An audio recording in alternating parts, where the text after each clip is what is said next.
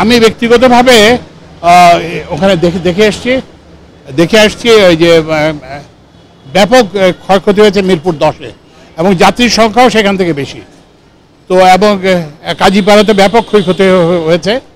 তো এইটা আমরা সেদিন দেখার পরে আমরা একটা নির্দেশ দিয়েছি যে ক্ষয়ক্ষতির পরিমাণ নিরূপণ করা এবং একটা টাইমলাইন তৈরি করা কত দ্রুত এটা চালু করা যায়। এবং আজকে আমি আসবেন বিকেলে জাপানি রাষ্ট্রদূত আমার সঙ্গে দেখা করতে আসবেন আজকে দুপুর 2টায়। তো আমরা তারও আমরা সহায়তা চাইব, কারণ এখানে কিছু জিনিস ইম্পোর্ট করতে হবে।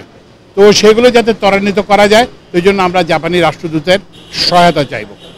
আর একটা কথা কিন্তু আমরা চাই, আমরা আপনাদের মাধ্যমে যেটা জানতে চাই, আপনাদের কিন্তু একটা শুধু আমরা ব্যবস্থা নিলে হবে না, আপনারা একটা এই যে রাষ্ট্রীয় সম্পদ ধ্বংস করার যে চেষ্টা, এগুলোর বিরুদ্ধে আপনার একটা জনমত গড়ে তুলতে হবে।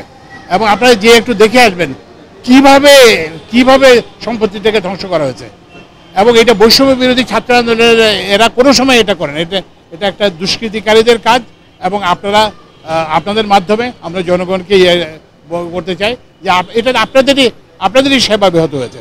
তো আপনারা এদের বিরুদ্ধে করবেন, সোচ্চার হবেন এবং আমরা যাতে এই ধরনের ঘটনা আমরা পুনরাবৃত্তি দেখতে চাই না।